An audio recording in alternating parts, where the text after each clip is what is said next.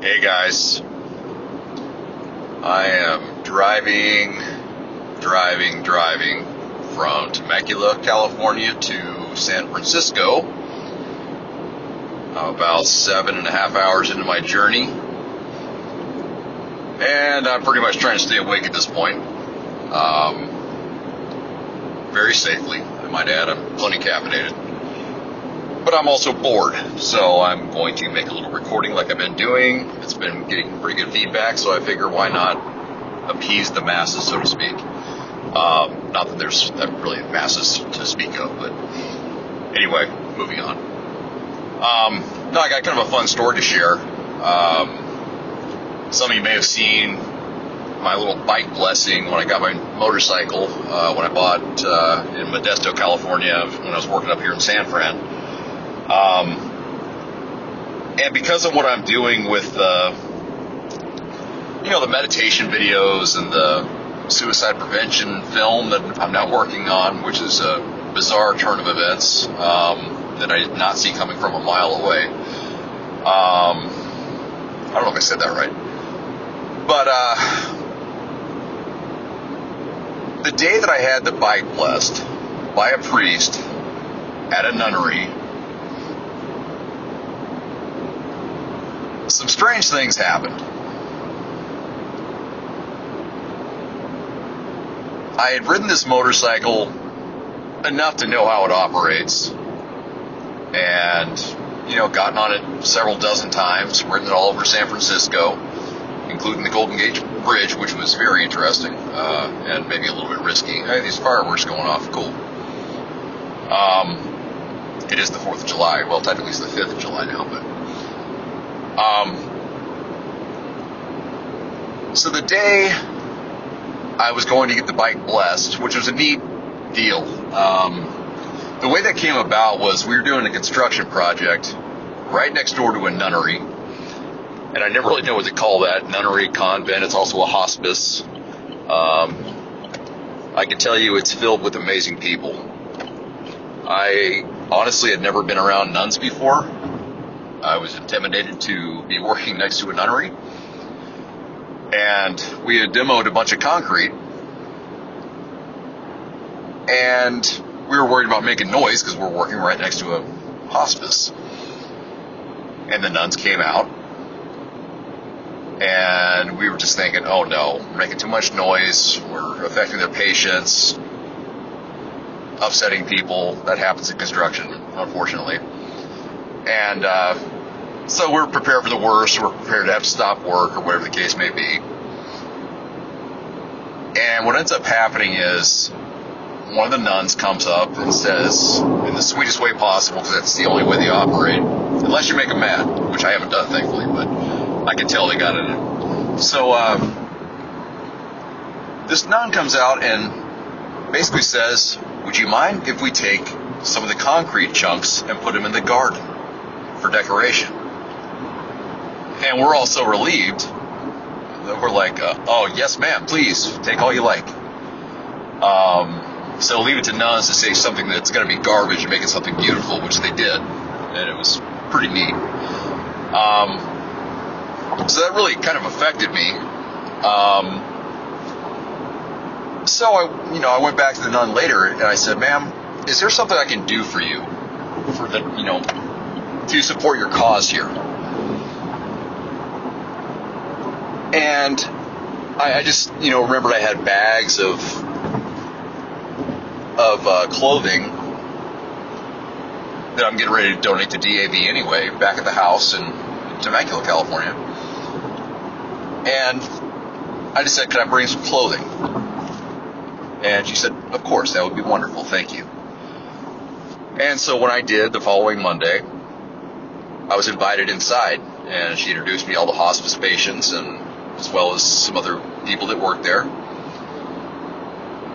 And it was just a moment where you just, frankly, you feel the presence of God, which is something that I've been feeling more of lately. And it's a very special thing. I hope everybody gets to experience what I've experienced these past several months. Because it's one of those things, you can go to church, you can talk about God, but when you start feeling God, it's a whole different ball of wax.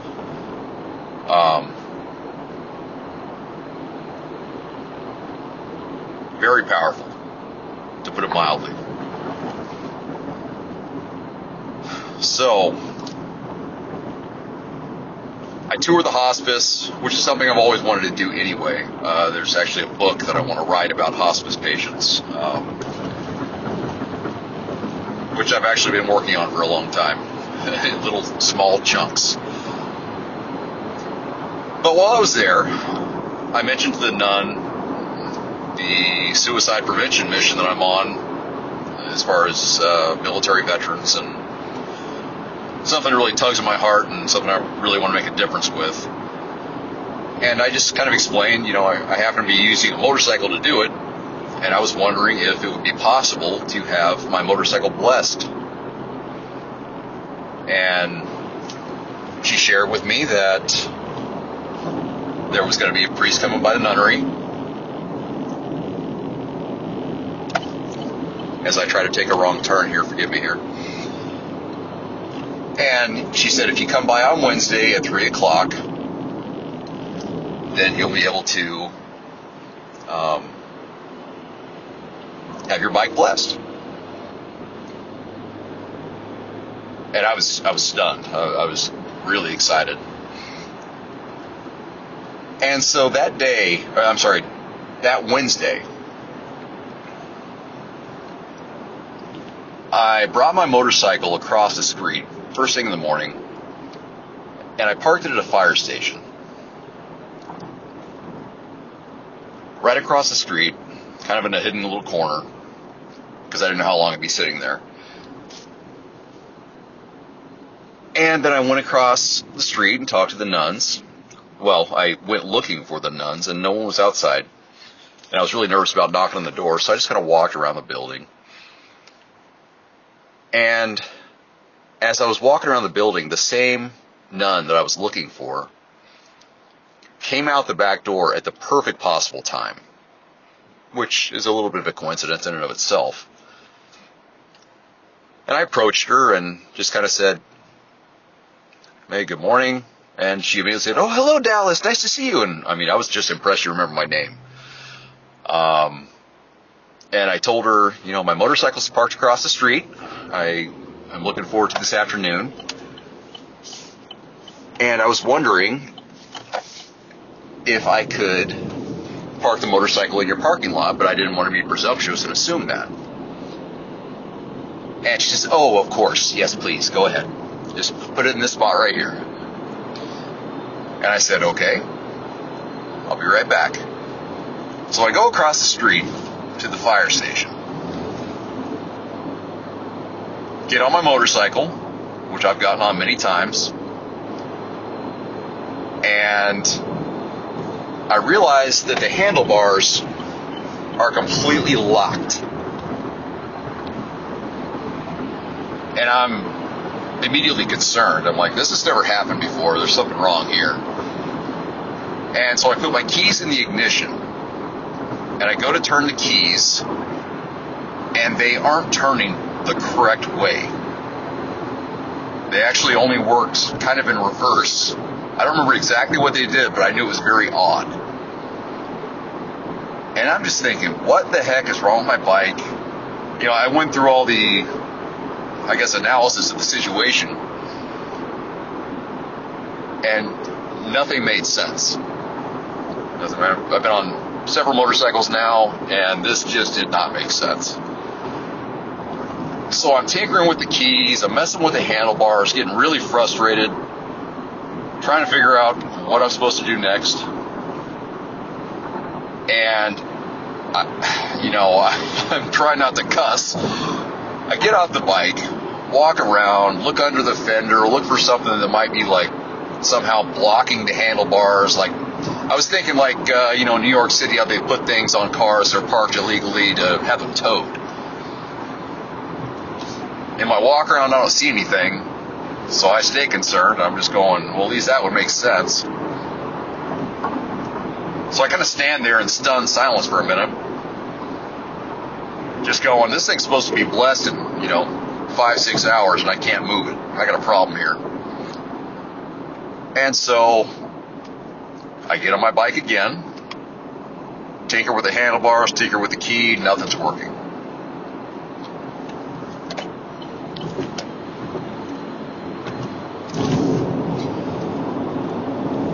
And I'm just sitting there very confused.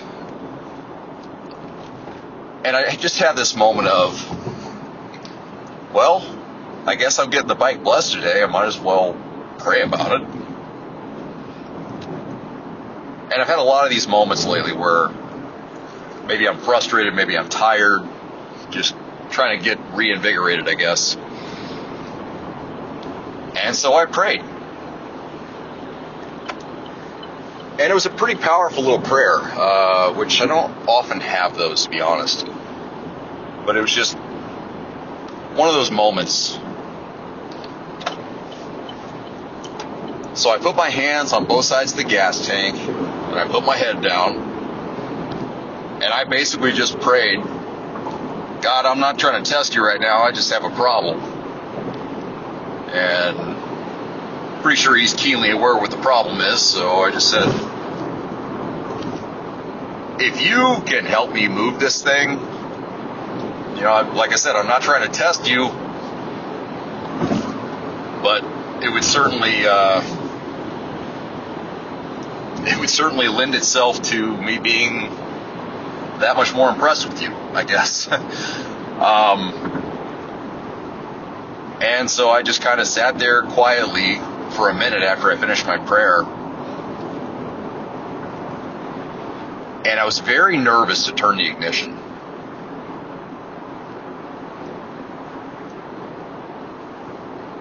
But when I did, it turned on immediately. The handlebars unlocked immediately. So with this motorcycle, it's kind of an odd setup. It was owned by a mechanic, and he did some funny stuff to it. Made it kind of unique, but one of the things I don't like, and that is that the starter button on the handlebars is basically disconnected. You have to reach down on the left-hand side, down by your knee, and start it up there. So you turn the key, pull in the clutch with your right hand, and you lean over with your left hand and hit the starter button, which is kind of inconvenient, but it makes it unique, I guess. Not a great situation if you're stalled somewhere on a hill, but thankfully I'm getting good enough where I don't have to worry about that too much. So when I started this thing up, sometimes it starts real well, sometimes it takes a couple of tries. It's an older bike, 2002. And it started faster than it's ever started. And it sounded beautiful. I mean, the engine just sounded absolutely perfect. And the last test was the handlebars. And I reach up, and they turn perfectly. And I sat there, and I'm getting chills right now telling the story to myself, basically. And I just put my hands back on the gas tank. It was in neutral, so thankfully I didn't lurch forward or anything in first gear. But I just sat there stunned. And after processing what had just happened, I walked the bike backwards and put it in first gear and drive over to the nunnery. And I park it, and I go inside, and I set my helmet on a couch right inside the front door. And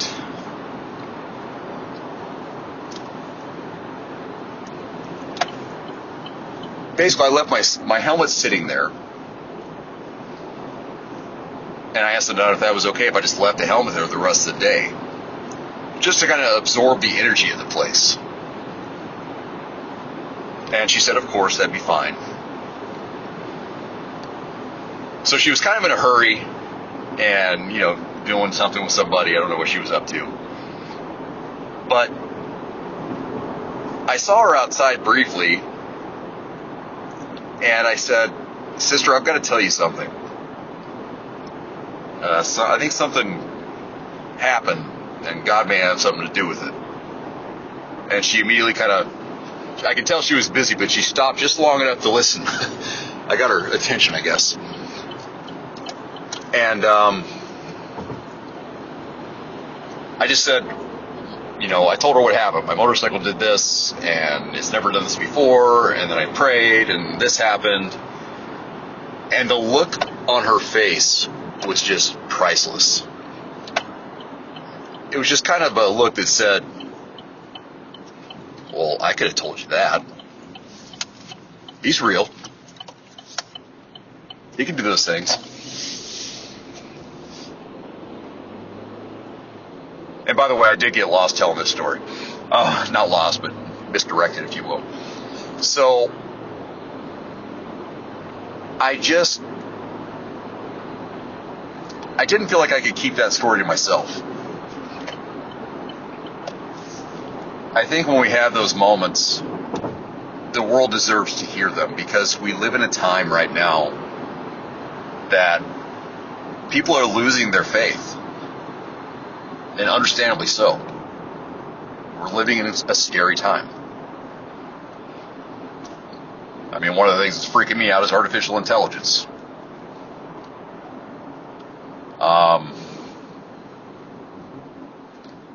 So I guess I can leave it at that. The nun's look pretty much said it best. So I don't know if that story's going to affect anybody the way it affected me, but I felt like I had to tell it.